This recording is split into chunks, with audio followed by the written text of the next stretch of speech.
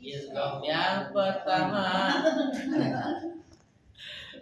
Ya, idgham yang pertama itu adalah yang keterkaitannya dengan guna, ya. Idgham bi gunnah. Yang pertama. Ya, yang kedua idgham bila gunnah. Udah tahu lah idgham bi gunnah apa, idgham bila gunnah tahu ya. Nah, itu yang keterkaitannya dengan sifat huruf gunnah namanya. Ya, itu ada dua, idgham bi gunnah, ada idgham bila gunnah. Ya, kalau berkaitan dengan harokat maka ada dua lagi, idgham kabir, idgham shaghir. Ya. Kalau idgham kabir mengidghamkan dua huruf yang berharokat, kalau idgham shaghir mengidghamkan huruf yang sukun dengan huruf yang berharokat. Shaghir. Ya, shaghir. Kayak nun ketemu ya, mayyakulu itu dia juga idgham shaghir namanya. Mengidghamkan dua huruf, satu sukun, yang satu lagi berharokat. Ya. Nah, kemudian yang ketiga nih. Ya.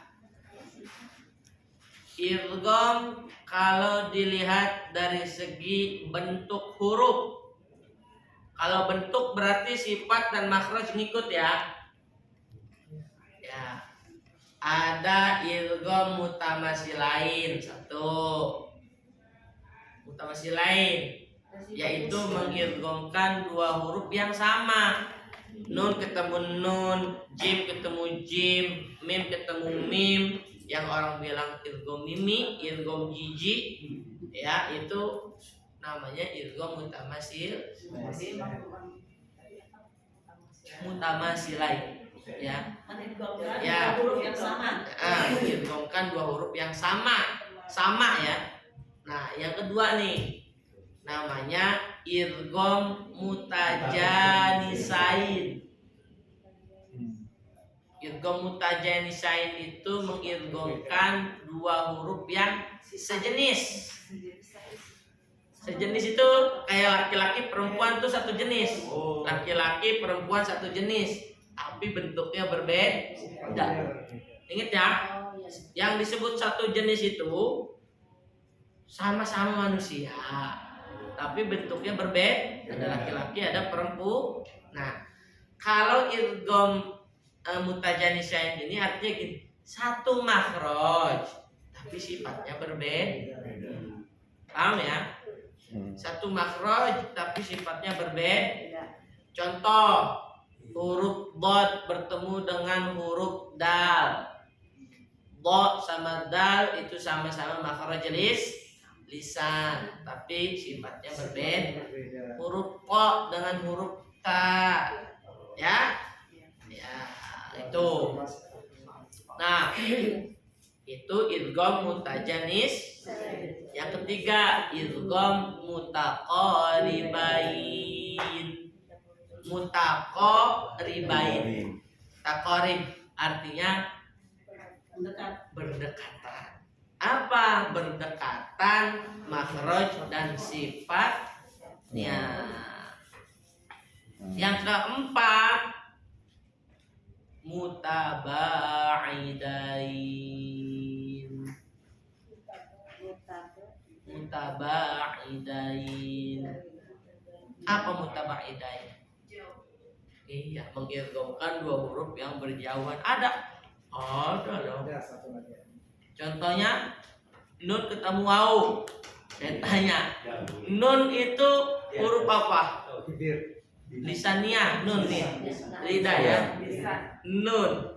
Wau bibir. Bisa juga dia jaufiyah. Ya, rongga mulut. Ya, tidak satu makhraj kan? Sifatnya nun maguna, wau bukan guna, berjauhan lah. Ya. berjauhan, tapi kok bisa diidgham kan? Nah, itu dinamakan idgham. Idgham apa? Mutabah. Ya, mutabah hidain berjauhan. Inilah salah satu yang disebut dengan riwayat. Kenapa nun ketemu waw diidghamkan, sedangkan huruf ta bertemu dengan sin kagak diidghamkan, padahal dekat tuh. Padahal dekat loh, sifatnya dekat, makhrajnya dekat, hampir sama mah. Contoh ambatat sab'a. Batat sab'a, nggak bisa dibaca ambatas sab'a, ya kan? Nah, itulah yang disebut kenapa Al-Quran itu disebut dengan riwayat, harus berkaitan dengan riwayat. Kalau nggak ada yang mengatakan riwayat harus itu, nggak boleh itu, begitu. Ya. Kalau ditanya ini kenapa dibacanya majreha, di tempat lain ro nggak dibaca re, riwayat yang saya dapat dari guru saya begini, dari guru saya sampai ke Rasulullah ya Sallallahu Alaihi Wasallam, itu majroha dibaca majreha. Ya.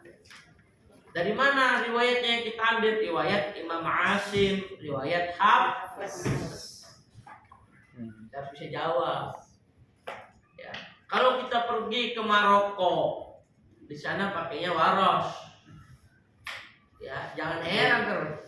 Wadduha, dia baca wadduha, wal laili idza saja, ma wadda'aka rabbuka wa ma qala, wala akhiratu khairun laka minal ula, wala Betawi. Ada yang lebih kayak Betawi ada. Namanya Imam Al-Kisai. Kalau kita ke Afrika, kita nemuin tuh. Ya. Rodiyeh, Fatimeh. Ada gitu. Ada tuh yang Imam Al-Kisai riwayat Ad-Duri. Tapi itu mau bahas gimana itu? Boleh. Kenapa? Boleh riwayatnya ya kan itu tawatir. Itu kan di negara Iya. Di sini kan belum tahu. Makanya yang salah itu siapa? Yang nggak mau belajar.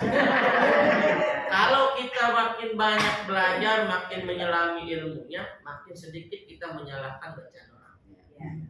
Ya. Karena kalau nanti kalau yang orang baca aku pakai bacaan tahu gitu aja deh. Bismillah. Tapi kita itu kalau itu udah ada riwayatnya nggak boleh. Itu belum ada. Ya jadi gini. Setiap bacaan kalau kita tahu dan kita tahu ilmunya itu boleh dipraktikkan. terus nanti jemaah kaget. Gila ditanya nggak bisa jawab. Kalau yang bisa kan nggak biasa. Kalau belum bisa jangan. Iya kan nggak bisa jawab. Kita ikut-ikutan ya. Sesuatu yang ikut-ikutan tidak didasari dengan ilmu itu nanti menyesatkan. Ya. Misalkan kita pengen sehat, itu orang minum obat itu sehat, diminum aja ikutan. Namanya juga ikutan ya. Dia mau sehat, lah kita sakit perut. Nah, kenapa? Karena itu obat buat asam urat. Nah, sedangkan dia punya mak nggak boleh tuh makan obat asam urat. Yang ada malah asam lambungnya naik. Ya, itu nggak boleh. Jadi ikut-ikutan boleh, tapi lihat dulu ada nggak dasar ilmunya. Kalau kita di sini memang penganutnya Imam Asim riwayat Hafiz itu paling masyhur, hampir 75% penduduk Islam di seluruh dunia itu membaca dengan riwayat Imam Asim riwayat Hafiz. Imam Asim riwayat Hafiz min tariq Syadiyah. Kalau kita bahas lama tuh Pak, banyak. Ya, 3 kali pertemuan enggak cukup, 10 kali pertemuan lah. 2 tahun bisa. Ya. Jadi master kamu. Ya. Belajarnya gimana ya? Saya belajar dari ini beberapa ya. Sekarang masih belajar. Sampai sekarang saya masih belajar. Masih belajar. Ya, belajar qiraat. Alhamdulillah saya punya sanad saya sampai kepada Rasulullah SAW. Ya, jadi mana yang dari Kiai Muhsin Salim ada, yang dari Kiai Fatwani ada.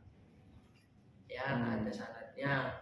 Jadi insya Allah kalau kita belajar praktik yang saya praktekkan, yang saya ajarkan, ya itu bersanad nyampe ke Rasulullah. Jadi jangan takut. Nanti kalau udah saya ajarin, ya udah tahu ilmunya, boleh tuh dibaca, dipraktekin. Ya. Kalau mau pakai qiraat nih, saya kalau acara, misalkan saya acara Maulid ya, atau acara Isra Mi'raj, saya baca Al-Quran itu biasanya saya nggak menggunakan riwayat Hafiz dari Imam Asim, tidak pakai qiraat Imam Asim riwayat Hafiz. Yang saya baca, saya gunakan biasanya menggunakan Imam Nafi' riwayat Warosh. Untuk apa?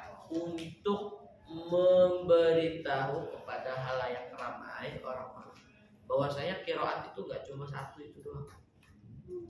Kenapa? Khawatir nanti di tengah jalan, ya namanya orang ya baru belajar terus ya fanatiknya kan tinggi belajar tuh. Dia baca salah, wow, salah tuh, rusak Al-Quran tuh, laguan, ya, padahal nggak boleh tuh. Kalau begitu bisa jadi masuk ingkarul Quran, bisa jadi kafir kita yang mau nyalahin. Makanya hati-hati, ya soalnya kan Al-Quran, nas Al-Quran itu riwayat bukan lagi ingkar sunnah, ya itu tidak percaya sama Al-Quran kan berarti, ya kan rukun iman. Keluar imannya, makanya nggak boleh. Makanya hati-hati ketika kita menjustifikasi orang ketika sedang membaca Al-Quran, ketika didengar berbeda dengan bacaan yang kita punya, kita tanya,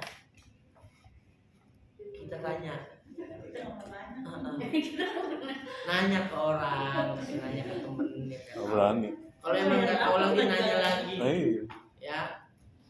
Kan sekarang alhamdulillah BG nih bisa nanya sama saya, bisa nanya sama dosen-dosen yang lain. Itu luar biasanya begitu ya. Al-Quran itu luas. Makanya jangan punya anak, punya cucu belajar Al-Quran baru lulus SD aja udah belagu. Bilangnya, ngapa cong udah nggak ngaji lagi? Udah hatam 3 juz. Padahal baru sekedar baca, belum belajar tajwidnya. Ya. Nah, ini udah jauh nih melencengnya. Bukan melenceng jauh sih. Lanjut ke idgham ya. Kita jani sain tadi. Nah, kemudian kalau dari segi proses, maka ada 2 idgham lagi. Idgham kamil artinya memasukkan secara sempurna. Nih, kalau idgham kamil tuh seperti ini nih. Ini ada air nih ya. Ada air. Ini air, saya biasanya bikin air jahe pakai jeruk, pakai daun apa tuh, serai ya. Cantumin jadi satu, nyemplung tuh jadi satu, ya. Saya minum. Alhamdulillah. Masuk tuh, ya, ke dalam diri saya. Masuknya sempurna nggak? Sempurna. Nah, itu kamil namanya. Ya. Jadi menghirup Ya. Nah, itu namanya kamil. Tapi kalau ini air banyak banget nih. Ya. Beser nanti nih. Alhamdulillah banyak banget ya. Air ini air putih ya. Air putih. Nah, kalau saya isi kopi, kira-kira kelihatan nggak? Kelihatan ya. Itu artinya apa? Masuknya tidak sempurna. Masih ada yang kelihatan warna kopinya ada. Ya. Artinya apa? Itu disebut dengan nakis. Idgham nakis itu idgham yang tidak sempurna. Ya, masuknya tidak sempurna. Contohnya apa? Idgham bigun. Nun ketemu ya. Ya. Nunnya hilang. Tapi sifat nunnya hilang enggak? Enggak. Sifat nunnya tetap nempel. Mai. Enggak percaya, pegang hidungnya. Mai, ya, benarnya ada, ya kan? Mai yaqulu, miu waraihim. Nun ketemu ketemu ya, nun ketemu wa. Wow. Tapi kalau nun ketemu lam yang kita sebut dengan idgham bila gunnah, ada nggak? Milla nunnya Hilang. itu disebut idgham kan? Ya, biasanya idgham nakis itu terjadi pada apa? Pada huruf yang berjauhan atau kita sebut dengan idgham mutabaidain. Ya, nun bertemu waw, ternyata banyak idgham ya, banyak banget. Selama ini kita tahunya bila guna, biguna, idgham mimi dah. Ternyata banyak. Ya. Nah, itu kembali lagi, ya, hanya Penamaan. Ketika prosesnya itu yang perlu kita tahu. Ya, kalau nama mah gampang sebetulnya dihafal, tapi prosesnya yang perlu kita pahami. Sama kayak proses iqlab. Proses iqlab, udah belajar iqlab belum nih? Udah. Siapa dosennya?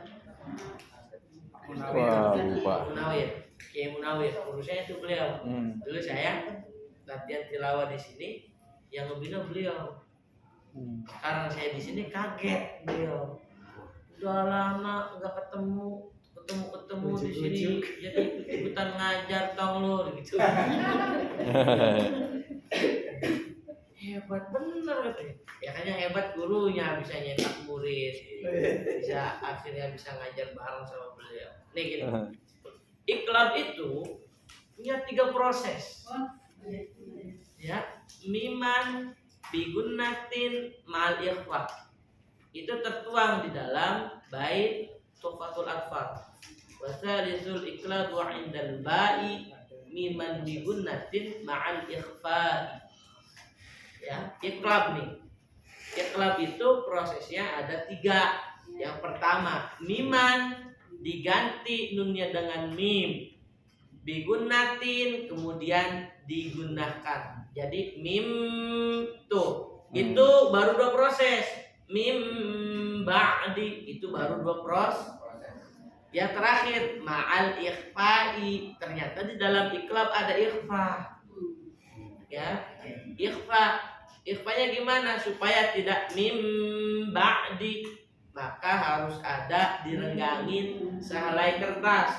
Mim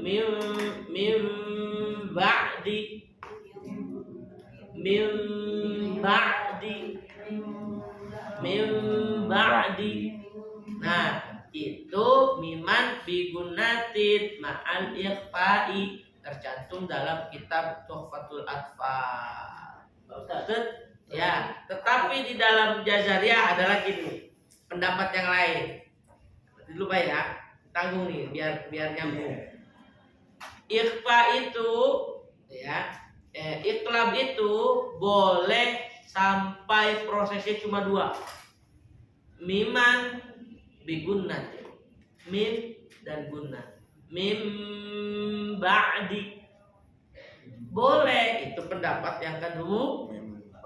Ada di mana? Ada juga di kitab Jazariyah. Miman bigunatin tidak disertai dengan ikhfa. Jadi boleh direnggangin, boleh juga yang pakai ikhfa. Apa yang enggak pakai ikhfa? Mim. Tetapi pendapat qaul yang sahih adalah pendapat yang pertama, ya. Kalau kita mau pakai pendapat yang kedua, misalkan susah ngerenggangin, renggang banget, ba'di gitu misal, nggak apa-apa pakai mim ba'di. Tapi kadang-kadang suka disalahkan. Yang kedua. Ya itu kan kalau maaf ya, kalau belum tahu literasinya, makanya kalau pengen jadi guru Quran harus banyak literasinya. Saya ada di laptop. Ini ada Maktabah Syamilah, kitab-kitab qiraat, kitab tajwid ada banyak di sini. Kayak Qaulus Syadid, At-Tibyan, Al-Furqan, ya, kemudian Al-Itqan, kitab-kitab yang lain banyak. Ada Irsyadatul Jaliyah, yang lain-lain. Yang paling dasar itu Tuhfatul Atfal dan Hidayatul Mustafid. Ya, sama saya sampaikan nih dari belajar tajwid saya selama 20 tahun lebih, saya sampaikan dalam waktu yang singkat. Enak kan? Kita tinggal nonton doang. Betul. Ya, terima kasih Ustaz. Gimana Pak? Ya, Pak. Dalam praktek berarti untuk iklannya itu harokatnya lebih panjang bacanya daripada iklan sendiri. Ya, jadi gini. Iklab dengan ikhfa karena sudah masuk ya. Sebetulnya yang membuat ditahan 2 harokat itu bukan proses ikhfa ataupun proses iklabnya, tapi gunnahnya. Gunahnya. Gunnah. Nah, Bang. ya, jadi yang membuat ditahan 2 harokat itu adalah gunnahnya, bukan ikhfa atau iklabnya. Ya. Kalau iklab artinya membalikan atau mengganti, ya. Kan tadi miman diganti dengan mim. Udah beres sebetulnya.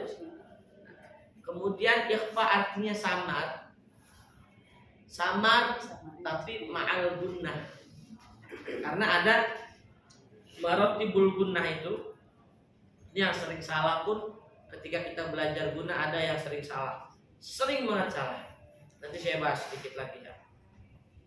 Ketika ada maratibul gunnah, tingkatan gunnah. Tingkatan yang paling tinggi itu adalah nun musyaddadah dan mim musyaddadah. Artinya apa? Nun dan mim yang bertasydid. Inna amma, ya. Nah, itu namanya sudah paling tinggi. Tingkatnya berapa? 100% gunnahnya. Ditahan 2 harokat. Bahkan ada riwayat yang mengatakan boleh lebih sedikit, 2/3 harokat boleh. Ya, inna amma itu boleh. Yang kedua itu yang dinamakan dengan mudghamatain.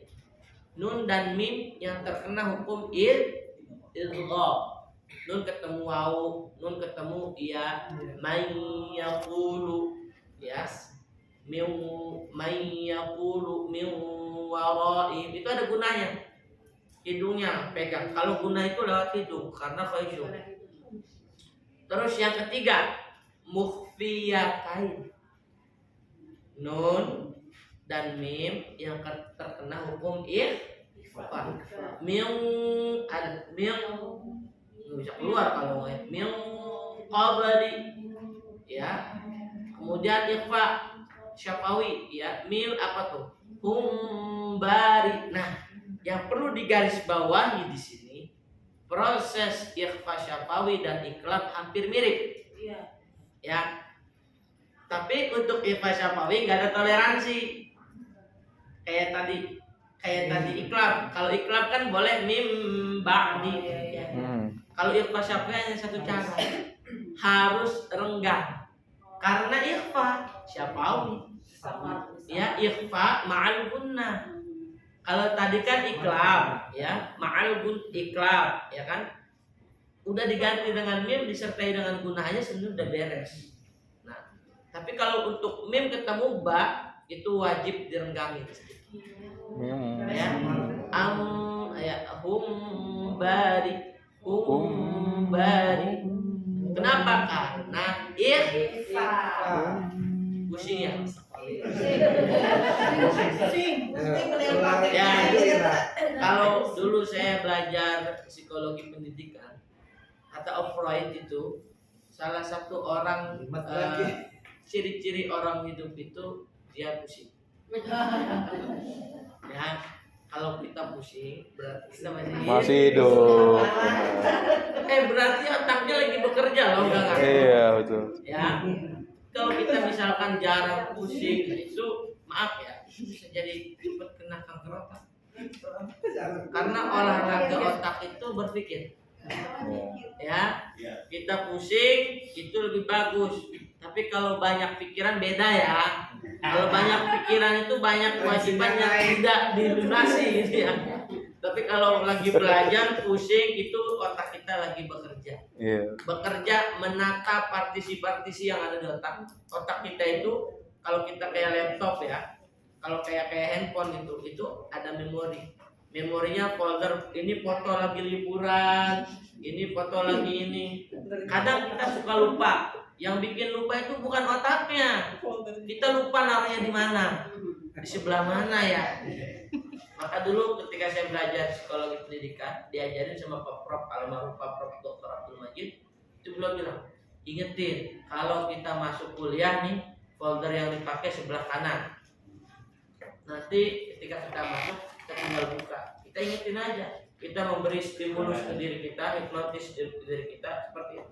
Nanti ketika kita masuk, apa yang kita pelajari keluar. Begitu.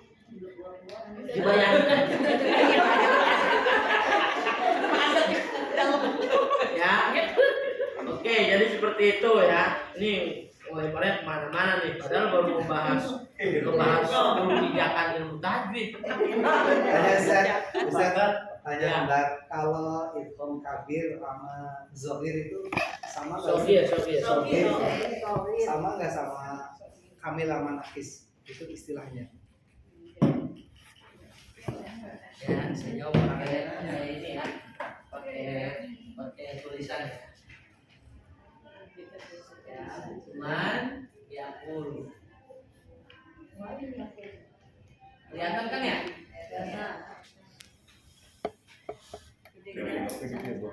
Ya. Mohon maaf kalau tulisannya jelek nih. Manyakulu ini bisa disebut idgham apa? Nakis. Yang pertama bisa disebut dengan idgham biguna dulu ya. Biguna. Bisa disebut dengan idgham nakis ya. Nakis. Oke, terus idgham apa lagi? Idgham sogir. Ya, apalagi idgham mutaba'idai. Ya.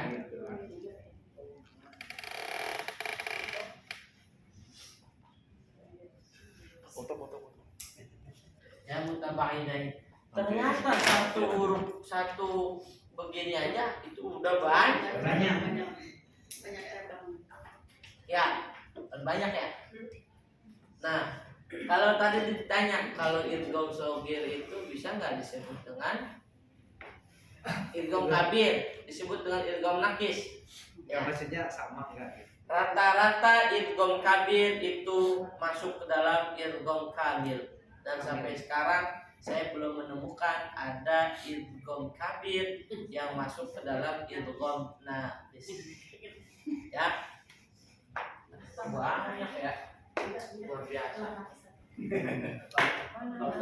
Baru belakangan ini.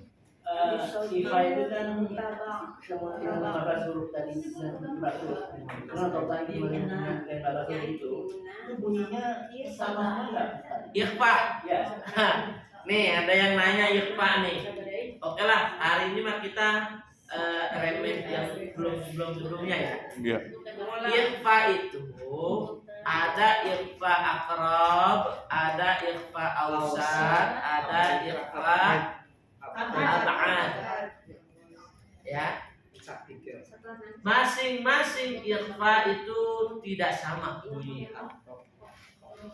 Ikhfa yang pertama nih ya, yang dari ikhfa ab'ad. Nun ketemu qaf.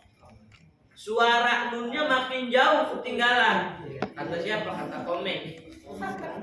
Ya, semakin ketinggalan, semakin jauh. Nun ketemu qaf. Min qabli. Nah, itu ada dua lagi tuh. Cara mengucapkan ikhfa nun ketemu qaf. Ada yang dengan tafkhim nisbi, ada yang tidak. Tapi yang masyhur itu menggunakan tafkhim nisbi.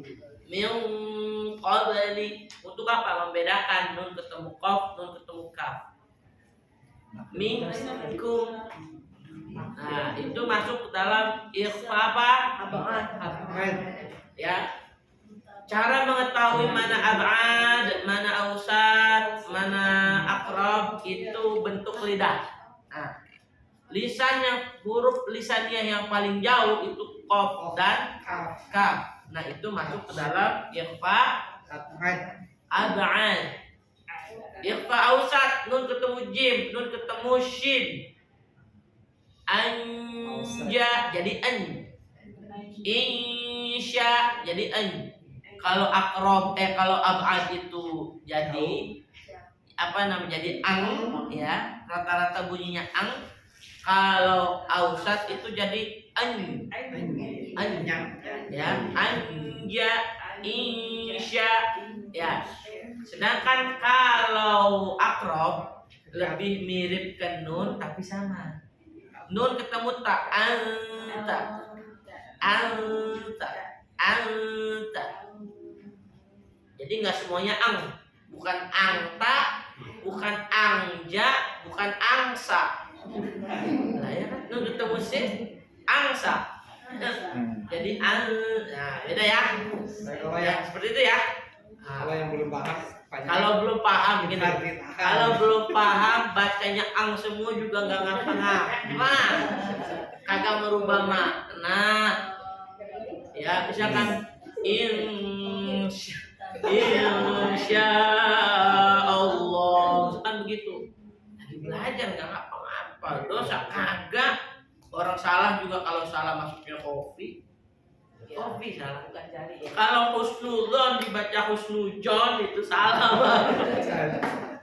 Karena merubah makna. Azan dibaca ajan. Adan. Kan beda tuh. Orang Sunda bilang adan. Orang Adan. kayak ajan. Iya. Kayak jim. Iya. Yang betul apa? Pakai zan. Azan. dijajah. Ya. Ada Dijajul. lagi. Ada lagi nih. Dijajul. Ini patah nih sebetulnya. Ya 'alas shalah. Itu kan pakai H. Diganti pakai H. Ya 'alas shalah. Iya. Ya, mari kita jadi orang soleh. Ya, kalau ya 'alas shalah mari kita sholat. Itu masih mending. Maknanya nggak terlalu berjauhan. Nah, ini berjauhan. Hayya 'alal falah dengan hayya 'alal falah. Hayya 'alal falah, mari kita kemenangan. Kalau hayya 'alal falah, mari kita bercocok tanam di ladang. Ya, jadi hati-hati itu adzan juga. Ada yang bilang, saya pernah nanya ke Kiai Muhsin Salih, Kiai, kalau kita adzan itu sebetulnya harus menggunakan tajwid apa enggak? Lebih bagus menggunakan tajwid. Ya, itu lebih artinya apa? Kita lebih Berhati-hati. lebih berhati-hati lah ya. Ada yang as-salatu khairum minan naum.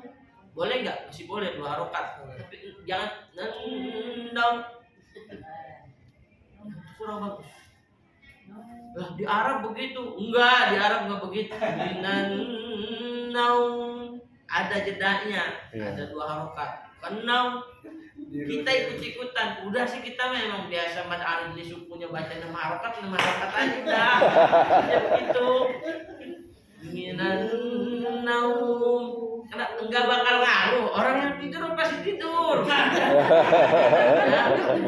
kalau naumnya enggak panjang itu biar orang itu cepat bangunnya kagak ngaruh. Saya udah coba. Ya saya ngajar di pesantren dulu kan saya mudabir juga. Saya coba kan minan naum. Yang biasa bangun, yang tidur mah tidur. Kita coba lagi minan naum. Yang biasa tidur mah tetap tidur. Ya susah. Ya kita juga kalau mau biasanya kesiangan juga. Cuma memang kalau panjang lebih enak. Mungkin bikin orang aduh enak banget yang ada itu. Kalau yang azannya enak. Kalau yang kan biasanya kalau subuh yang azan aki-aki semua. Maaf ya. Nah, rata-rata begitu. Ada subuh yang azan anak muda mah tidur. Ya Allahu Akbar. Kalau kita tahu di asyhadu alla dia berhenti lama buat kita ini orang yang azan mana. ternyata lagi nyari air panas. Kalau kagak lanjut takutnya kenapa-napa kan. Ini suara habis nggak bisa lanjut. Ada sendirian ada. Daripada Sering. nggak ada. Di kampus di Maut kan. Kalau azan subuh pasti kakek. Makanya kadang kalau kita Ustaz mau ganteng, kalau tahu kakek kalau saya datang nih. Mau digantiin. Kalau dia udah mending nih, udah mau gitu mau digantiin, udah ngerasa nggak kuat. Tapi kalau yang masih ngerasa kuat terus aja biasa begitu.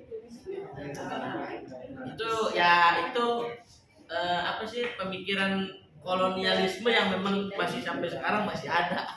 Kan kolonialisme kan begitu dulu. Orang-orang muda tuh nggak boleh maju, yang maju aja yang kuat. Itu perbudakan Belanda. Bedanya perbudakan Belanda sama Inggris itu begitu. Kalau orang Inggris yang dipekerjakan itu orang muda, kalau Belanda orang tua. Kenapa? Kalau orang tua kan dia nanti buat ngelawannya susah. Kalau orang Inggris kalau yang muda kan ngelawannya kuat. Sedangkan orang yang paling yang paling IQ-nya rendah di daerah Eropa itu dulu Belanda.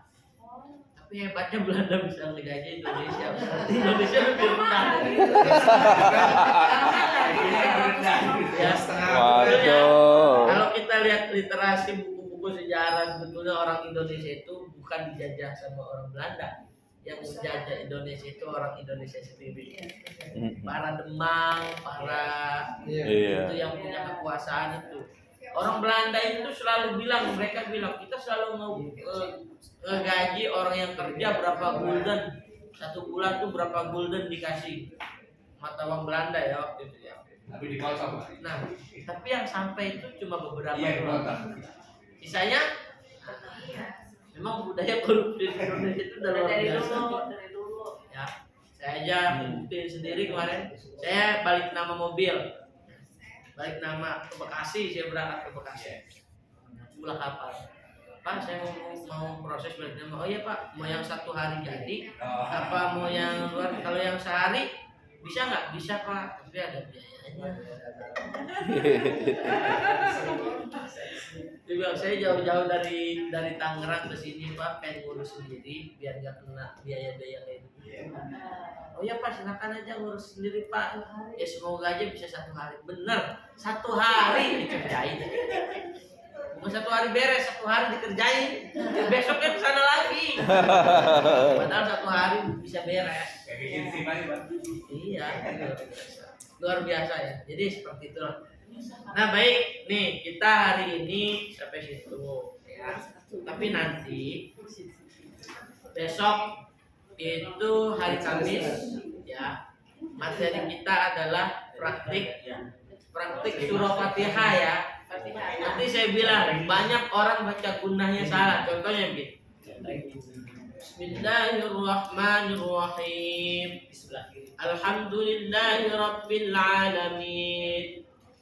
Ar-Rahmanir-Rahim. Salah nggak? Salah sih, nggak, keliru ya. Kenapa keliru? Karena nun sukun itu salah satu masuk ke dalam marotibul gunnah urutan 4. Sakinatain, nun dan mim yang sukun harus ada gunnah. Makanya kalau pengen dengar gunnah yang benar kayak gimana di surah Fatihah, lihat Imam Masjid Istiqlal, lihat Imam Masjid Haromain. Itu cara baca gini.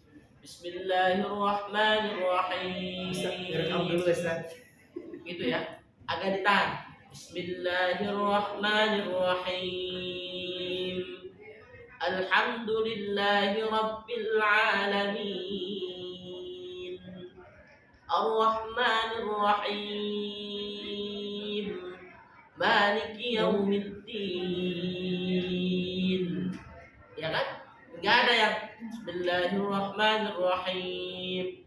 Alhamdulillahirabbil alamin. Ya. Itu gunnahnya hilang. Sedangkan sakinatain, nun dan mim yang sukun itu mempunyai kadar 1 harokat 50%. Artinya 1 harokat ketika ditahan. Ya, itu jangan keliru. Ya. Jadi lebih panjang di belakangnya Ustadz ya? Iya, tapi jangan terlalu panjang ini.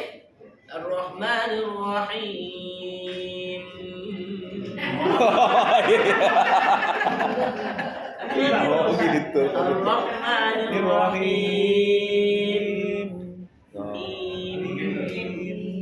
Aslinya ada gunanya. Malik Yaumiddin. Ya, gitu ya. Itu jangan. Baik Ustadz. Malik Yaumiddin. Jangan. Itu salah itu.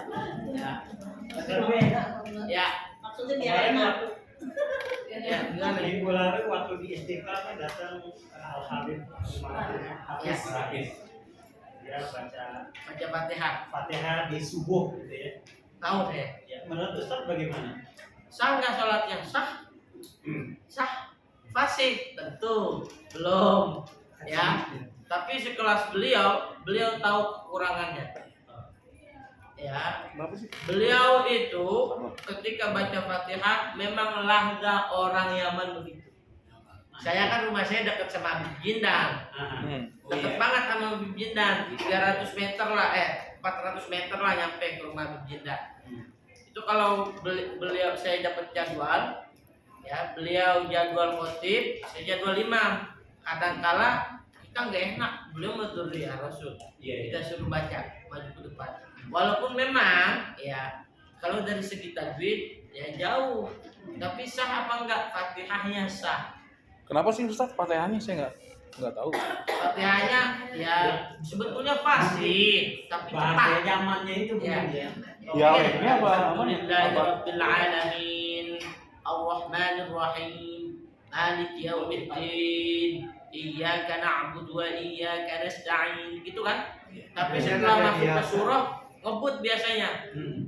Itu Habib Jindan biasa-biasa. Abasa wa tawalla an ja'ahul a'ma wa ma yudrika la'allahu yazakka. Aw yadhakkaru fatanfa'u dzikra amma istaghna fa anta lahu tasadda.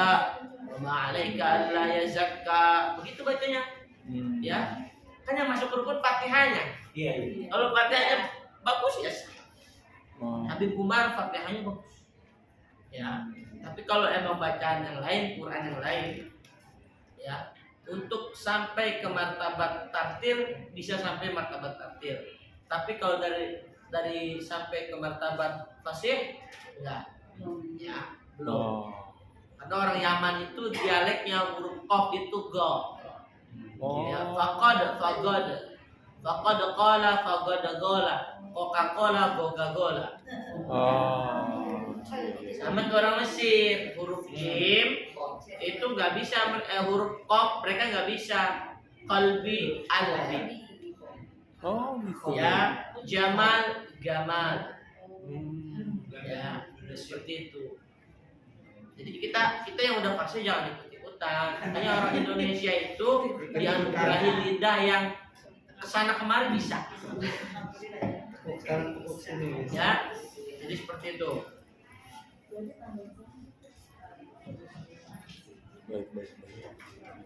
Tapi kalau guru saya, guru-guru kita bilang ketika kita sholat usahakan orang yang fasih itu baca di depan, jadi imam.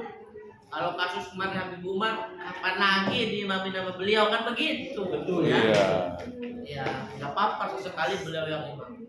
Ya malah anugerah. Beliau kan auliaillah, wali Allah Subhanahu wa taala, ya. Ya memang sirnya itu udah luar biasa.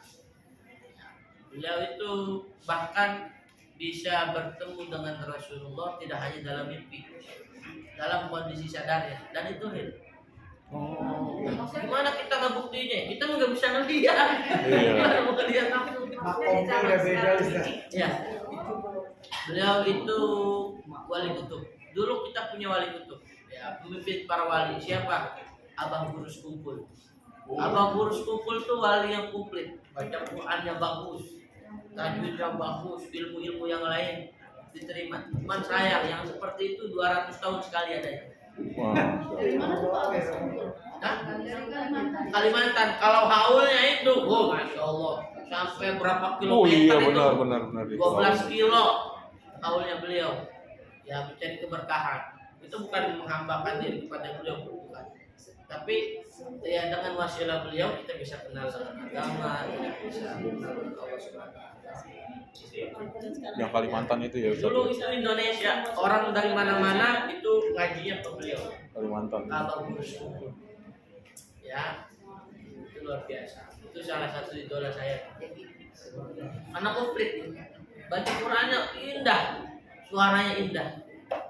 Ya, Sekarang belum ada lagi ya. ya 200 tahun sekali adanya. Ada Ustadz Nanti LBI. insya Allah ada orang Nah, ya. Hah? Semua. Ya zaman pokoknya wali kutub itu ada 100 tahun sekali. Habib Umar wafat, nanti ada lagi yang baru.